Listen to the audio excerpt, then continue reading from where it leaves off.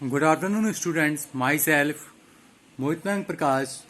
और आज हम बीएससी फर्स्ट ईयर में मैं आपको जूलॉजी पढ़ाऊंगा।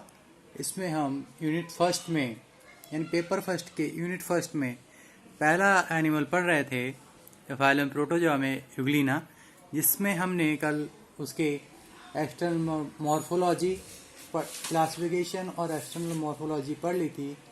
कल हमने उसके डायग्राम और कुछ स्ट्रक्चर्स के बारे में पढ़ा था। आज उसी को कंटिन्यू करते हुए हम उसको आगे बढ़ाते हैं। तो इसमें आज का हमारा जो टॉपिक है उसमें न्यूक्लियस और कॉन्ट्रैक्टाइल एपरेटस एंड स्टिग्मा, इनका क्या क्या वर्क होता है और ये किस तरीके से वर्क करते हैं, आज हम ये देखेंगे। आइए देखते हैं। न्यूक्लियस बॉडी में, अच्छा न्यूक्लियस है क्या, आप ये बताइए। तो बॉडी में पिछले सिरे के निकट एंडोप्लाज्म में एक बड़ी गोलाकार या अंडाकार आशयी रचना केंद्रक यानी लार्ज राउंडेड और Oval shaped reservoir structure nucleus होता है। कैसा होता है? या तो ये राउंडेड होगा या ओवल शेप्ड होगा, ठीक है। इसमें एक सॉलिड सेंट्रल स्ट्रक्चर को हम न्यूक्लियोलस कहते हैं, यानी इस न्यूक्लियस के बीच में एक सॉलिड स्ट्रक्चर होता है, उसे हम न्यूक्लियोलस कहते हैं। इसकी फॉर्मेशन क्रोमैटिन से होती है। किसकी? न्यूक्लियोलस की, ना कि न्यूक्लियस की। इसको एंडोसोम या कैरियोसोम भी कहा जाता है। क्या कहा जाता है? एंडोसोम या कैरियोसोम भी कहा जाता है। केंद्रक का शेष साइटोप्लाज्म से अलग रखने के लिए इसके चारों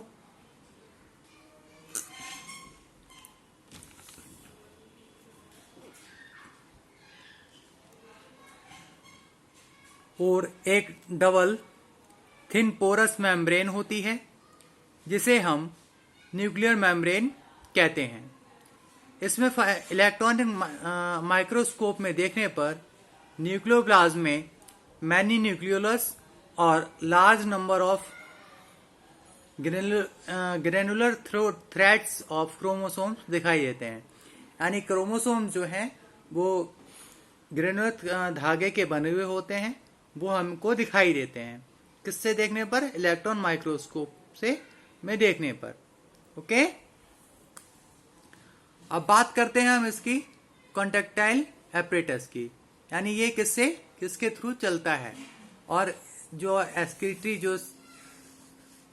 जो वेस्ट मटेरियल्स हैं वो इसकी बॉडी से कैसे बाहर निकलते हैं, तो हम अब उसके बारे में बात करेंगे।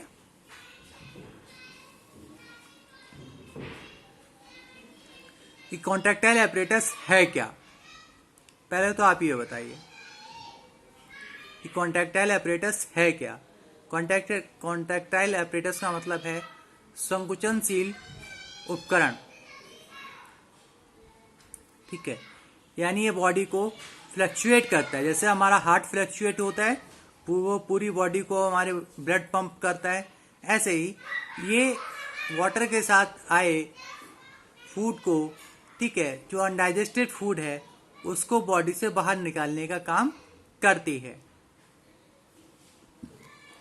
तो रिजर्वायर से जुड़ा एक कॉम्प्लेक्स ऑस्मोरेगुलेटरी जोन है। इस जोन में लार्ज कॉन्ट्रैक्टाइल वैक्यूल होती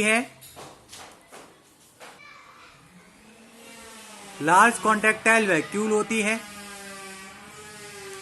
यह चारों ओर से एसेसरी वैक्यूल से घिरी होती है। यानी जो लार्ज कॉन्ट्रैक्टाइल वैक्यूल है, जैसे कि कल मैंने आपको डायग्राम में बताया था कि कॉन्ट्रैक्टाइल वैक्यूल के चारों तरफ एसेसरी कॉन्ट्रैक्टाइल वैक्यूल हैं, ठीक है, ये उनसे घिरी हुई होती है।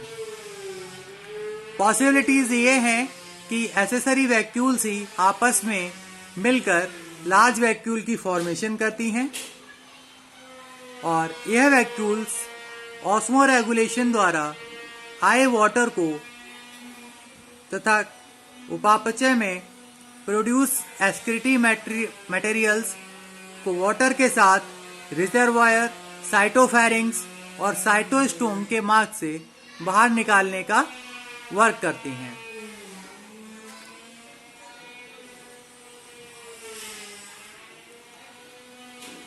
बाहर निकालने का वर्क करती हैं। किसको? यानी जो हमारा अनडाइजेस्टेड फूड है, ठीक है, उसको बॉडी से बाहर निकालने का वर्क करती हैं। और निकालेंगे कैसे? वाटर के रिजर्वायर, साइटोफेरिंग्स और साइटोस्टोम के द्वारा उसको बाहर निकालने का वर्क करती हैं। आप इसको नोट कर लीजिए।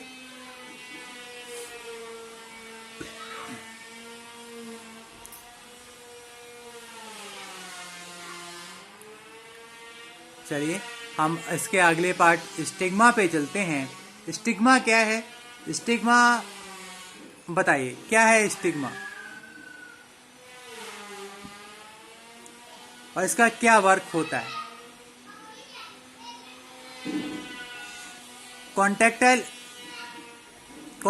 वैक्यूल के अपोजिट, ठीक है, इसकी जो सिचुएशन है कहाँ पे प्रेजेंट होता है, ये कॉन्टेक्टाइल वैक्यूल के अपोजिट रिजर्वायर के पास पैराफ्लैजेलर बॉडीज के लेयर पर रेड कलर का एक बॉडी होती है जिसे हम आई स्पॉट या स्टिग्मा कहते हैं। हिंदी में इसे हम द्रक बिंदु कहते हैं। क्या कहते हैं? द्रक बिंदु।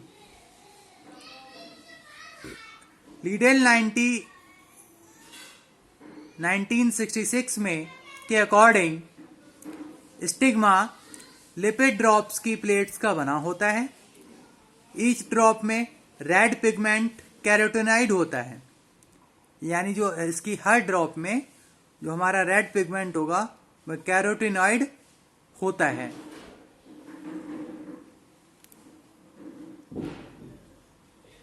स्टिग्मा एंड पैराफ्लैजेलर बॉडीज आपस में मिलकर एक फोटो रिसेप्टर ऑर्गन को बनाते हैं।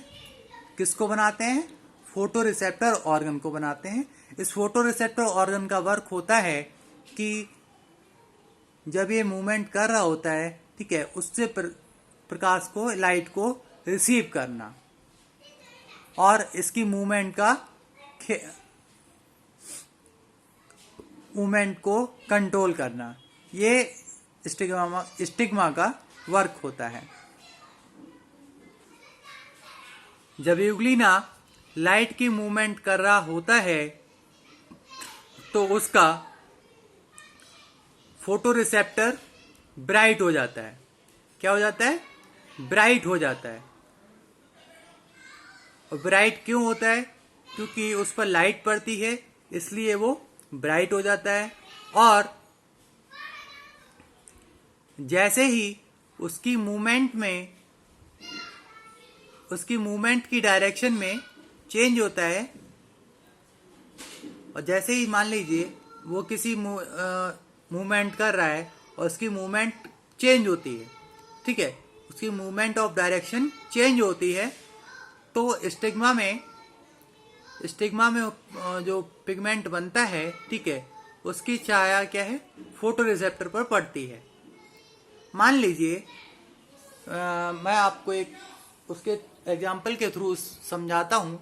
जैसे ये हमारा कोई, जैसे मान लीजिए हमारा ये कोई पेन है, ठीक है, हम इसमें मान लीजिए हमारा कोई एनिमल है, ठीक है, और हम इसे आगे मूव करा रहे हैं, इसके डायरेक्शन हम चेंज कर रहे हैं।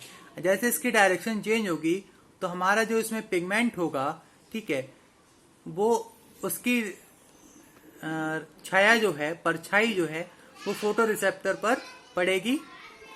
किस पे? फोटो रिसेप्टर पर पड़ेगी और वो उसकी डायरेक्शन चेंज होगी। ओके, तो देखते हैं। और जैसे ही उसकी मूवमेंट डायरेक्शन चेंज होती है, वैसे ही स्टिग्मा में होने वाले पिगमेंट की छाया, यानी स्टिग्मा में होने वाले पिगमेंट की छाया फोटो रिसेप्टर पर पड़ती है। ऐसा होने से उसकी फोटोसिंथेसिस की रिएक्शन प्रभावित होती है। क्या? यानी फोटोसिंथेसिस की रिएक्शन प्रभावित होती है। क्यों? क्योंकि उस फोटो रिसेप्टर पर लाइट नहीं पड़ती है, इसलिए वो फोटोसिंथेसिस की प्रोसेस आसानी से नहीं होती है। अतः फिर से अपने आप को लाइट को डायरेक्शन में कर लेता है, जिससे उसकी फोटोसिंथेसिस की रिएक्शन फिर से स्टार्ट होती है और ये अपनी मूवमेंट को फिर से स्टार्ट करता है। और फोटोसिंथेसिस इसकी फूड फॉर्मेशन के लिए जरूरी है। अब बात करते हैं हम इसके एंडोप्लाज्मिक इंक्लूजन्स की। जो इसके एंडोप्लाज्मिक इंक्लूजन्स यानी इसको हम हिंदी में अंतर्द्रव्यी अंतर्वेश कहते हैं। ठीक है, तो ये क्या है आइए देखते हैं। कॉन्ट्रैक्टाइल एपरेटस एंड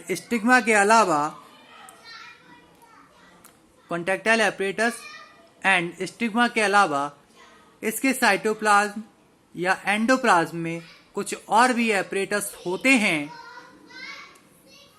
कौन कौन से एपरेटस होते हैं आइए हम देखते हैं। इसमें पहला हमारा एपरेटस है क्रोमेटोफोर्स और क्लोरोप्लास्ट। दूसरा है पैरामाइलॉन और तीसरा है अदर साइटोप्लाज्मिक स्ट्रक्चर्स। तो ये 3 जो स्ट्रक्चर्स होते हैं ये एंडोप्लाज्मिक इंक्लूजन्स हैं। ठीक है, जो हमारे एंडोप्लाज्म में पाए जाते हैं। तो आज के लिए इतना ही। आई होप आप सबको समझ में आया होगा। Thank you.